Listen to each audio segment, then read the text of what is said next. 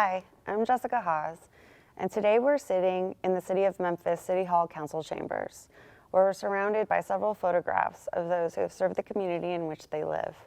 Also here, we're interviewing a recent inductee into the Gallery of Distinguished Civilian Employees, Mr. Mike Callaway. To start off, when did you first find out that you were being inducted into the Gallery of Distinguished Civilian Employees? I received an email and a letter from Danny Ward and then from the commander about 10 days ago. I was extremely humbled and honored to receive this award and quite frankly a little shocked. Tell me a little bit about your time working for USACE. What positions did you hold and about how long did you hold each position? Yeah, I've served about 34 years with the Memphis District from 1973 through 2006, mainly as a study or project manager, and then my leadership positions included Chief of Floodplain Management Special Studies and Planning Division, and then also as Chief of Project Management Branch in our PPMD division. Okay, as project manager, I'm sure that you've managed quite a few projects in your past. Are there any that stand out in particular? And if so, can you tell me a little bit about why?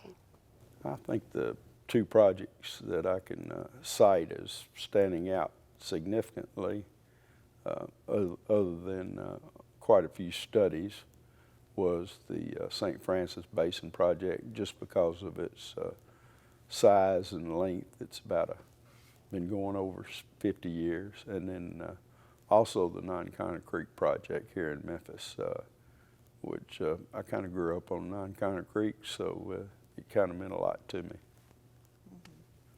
I think probably the main thing that was outstanding in my career was the fact that I was the first project manager in Memphis. We set up a project management organization in 1989, and it's grown from Sam Morgan as DPM and myself as project manager and Odine Berry as our administrative assistant to what it is today, and it's probably an organization over 50 people.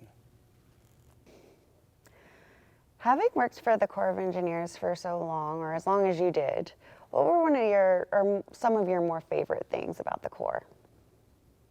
I think probably the main enjoyment I had was working with the folks and the different project sponsors and customers, and then also the different families that were involved there at the Memphis District. So you mentioned a lot about working with people and some of the people that you supervised.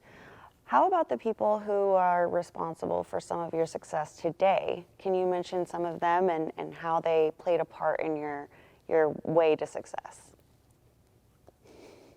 Well, I was lucky enough to have quite a few very talented individuals work for me. I'll miss a few, but certainly some of them are Jim Reeder, who's now Mississippi River Commissioner, Jim Bodrine, who's Chief of Engineering Technical Services down Mississippi Valley Division, Eddie Belk, who's Chief of Programs at Mississippi Valley Division, plus quite a few that have either been DPM in Memphis or had other very high level positions in Memphis. So they were all successful in their own right. I would say all I really did was kind of put them in a position to succeed and maybe stay out of their way. Okay, is there anything else that you'd like to add? Well, I'd like to thank my family for sure. My wife, who's a consummate Army wife, and my children who were heavily involved. Know a lot of folks that are still here at the Corps, grew up with them. I remember the night that Corey Williams was born. We were playing softball in the city semifinals, and Ken couldn't be there that night. And Corey and my son Mick have been big buddies, and all my kids, Callie, Mickey, Casey, all came to Engineers Day every year. Enjoyed it immensely, playing with the other kids. And now we're here with Mr. Mike Callaway's wife, Mrs. Donna Callaway, joining us. Thank you so much for joining us. And earlier we were talking about behind every great man is an even greater woman, but it sounded like your family has its own twist on it. Can you tell us what that plaque on your wall says? Can you repeat that for me? Well, we have a plaque on our wall, and it says, "Behind every successful man is a ladder steadied by a woman who believes in him." Well, I'm sure you've definitely steadied the ladder for him along the way. Can you mention to us a few times that you've had to really study that ladder in particular?